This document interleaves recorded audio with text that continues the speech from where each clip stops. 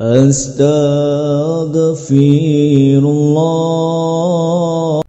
Assalamualaikum warahmatullahi wabarakatuh. Alhamdulillah wassalatu wassalamu ala Rasulillah wa ala alihi wa sahbihi wa mawalah wa la hawla wa la quwata illa billahi wa ba'du. Para pendengar dan para pemirsa yang dimuliakan Allah Subhanahu wa taala, faedah malam kita akan membahas satu pembahasan tentang terlaknatnya seseorang yang berzinah dengan seekor hewan. Ma'asyiral muslimin yang dimuliakan Allah Subhanahu wa taala, di dalam Al-Quran, tepatnya pada surah Al-Mu'minun, Allah Subhanahu wa ta'ala berfirman, qad aflahal mu'minun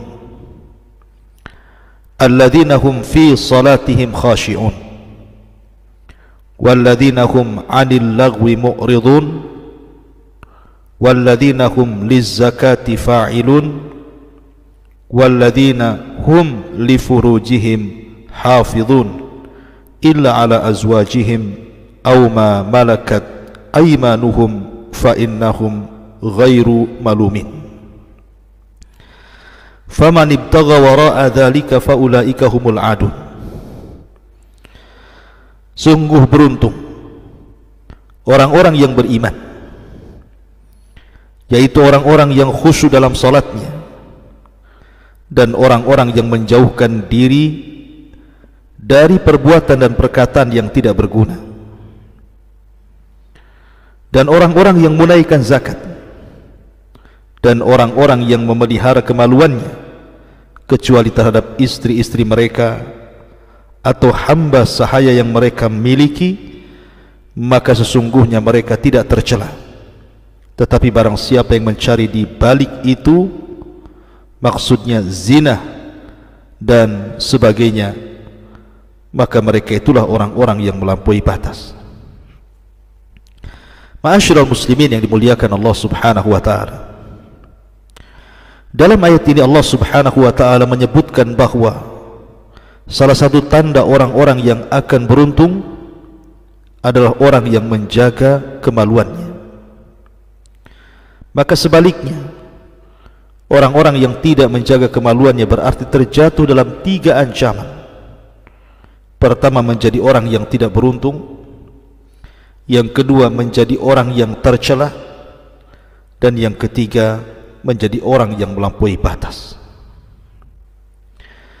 Ma'asyiral muslimin yang dimuliakan Allah Subhanahu wa ta'ala,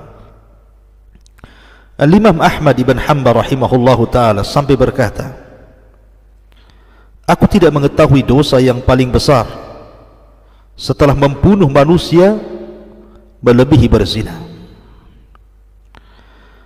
Kemudian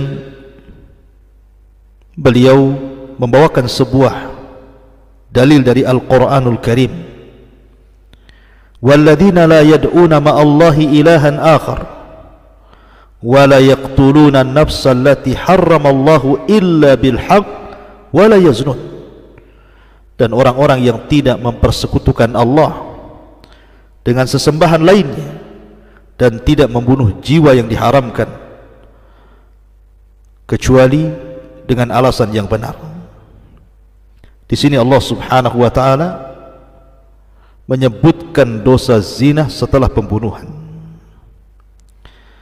Ma'asyiral muslimin yang dimuliakan Allah Subhanahu wa ta'ala, terkadang apabila disebut perzinahan itu, yang ada pada pikiran kita hanyalah berzinah manusia dengan manusia.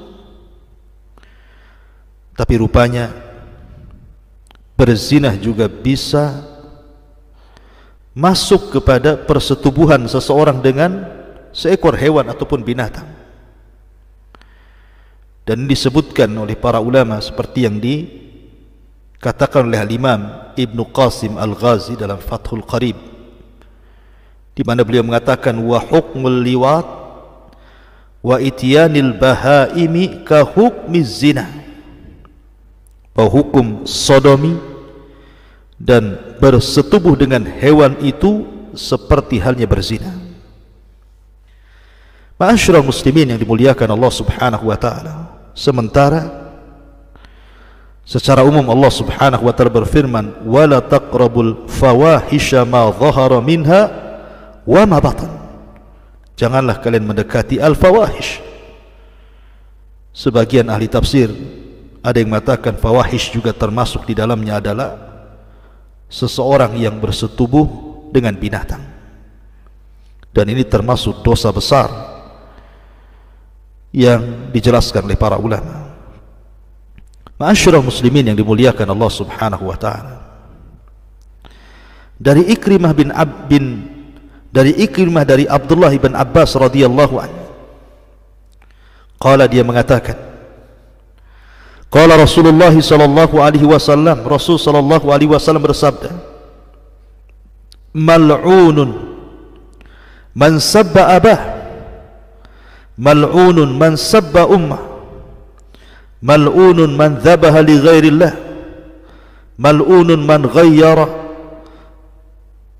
tuhumal ardi, mal'unun man kamahu a'ma an tariqin, mal'unun man waqa'a ala bahimatin, mal'unun man amila amala qaumi Lut. Kata Nabi sallallahu alaihi wasallam dari Abdullah ibn Abbas radhiyallahu anhuma, terlaknat orang-orang yang melaknat bapaknya, terlaknat orang-orang yang melaknat ibunya, terlaknat orang-orang yang menyembelih untuk selain Allah, terlaknat orang yang merubah batas tanah, terlaknat orang-orang yang menyesatkan orang buta dari jalan, terlaknat orang yang menyetubuhi hewan, dan terlaknat orang yang berkelakuan seperti kaum Lut. Ma'asyiral muslimin yang dimuliakan Allah Azza wa Jalla, dari hadis ini kita tahu bahwa di antara perkara-perkara yang dilaknat oleh Allah Azza wa Jalla adalah seseorang yang berzina dengan binatang. La ilaha illallah. Di mana fitrah mereka? Di mana akal orang yang mereka lancang kemudian berzina dengan binatang? Tidak dilakukan kecuali orang yang gila, karena orang yang waras tidak mungkin melakukannya. Al-Imam Asy-Syaukani rahimahullahu ta'ala mengatakan, ulama sepakat, tidak ada khilaf ala tahrimi ityanil bahimati, tentang haramnya seseorang itu berzina dengan binatang. Bahkan Nabi SAW saking geramnya kepada para pelaku pezina dengan binatang, kata Nabi SAW, man waqa'a ala bahimatin faqtuluhu waqtulul bahimata. Kata Nabi SAW, barang siapa yang melakukan perzinahan dengan binatang, maka bunuhlah dia dan bunuhlah hewannya. Dari sini lihat bagaimana Nabi SAW mengancam untuk membunuh orang yang berzina dengan binatang, bahkan binatangnya juga disuruh untuk dibunuh. Sebagian ulama seperti Al-Imam Ibnu Qudamah rahimahullahu ta'ala mengatakan, kenapa kemudian binatang yang tidak bersalah, yang dizinahi manusia gila, ikut dibunuh? Kata beliau, boleh jadi ilatnya karena dikhawatirkan binatang itu akan jadi pusat celaan apabila orang melihat binatang yang pernah disetubui manusia, sehingga manusia akan mencela binatang itu, akan menganggap binatang itu aib di mata manusia. Makanya ini salah satu rahmat dari Allah Subhanahu wa ta'ala, supaya melenyapkan binatang itu. Bahkan sebagian ulama seperti pendapat Abdullah ibn Abbas radhiyallahu anhuma mengatakan bahwa di antaranya binatang itu juga dilarang untuk dimakan. Ma'asyiral muslimin yang dimuliakan Allah Subhanahu wa ta'ala, akan tetapi tentang apakah ada kafarah apabila seseorang melakukan seperti itu di bulan Ramadan? Apakah ada kafarah? Seperti halnya seseorang melakukan hubungan dengan manusia di bulan Ramadan yang harus membayar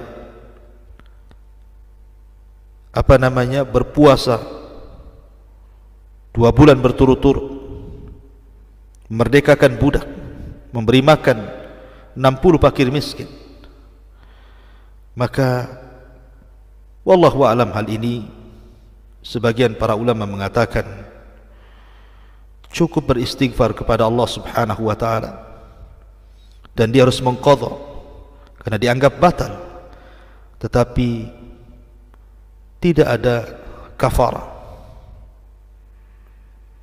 Wallahu a'lam. Yang ada adalah kafarah it'amu miskin, kafarah fidyah, karena dia batal, dianggap batal puasanya dan dia harus bayar fidyah. Ma'asyiral muslimin yang dimuliakan Allah Subhanahu wa taala. Tapi yang jelas bahwa perbuatan seperti ini adalah bukan perbuatan seorang muslim. Perbuatan seperti ini bukan perbuatan orang yang waras. Perbuatan seperti ini hanya dilakukan orang gila, tidak berakal, dan sama sekali tidak punya moral. Mudah-mudahan yang singkat ini ada manfaatnya. Subhanakallah bihamdika, asyhadu an la ilaha illa anta, astaghfiruka wa atubu ilaik. Allahu ta'ala. Assalamualaikum warahmatullahi wabarakatuh.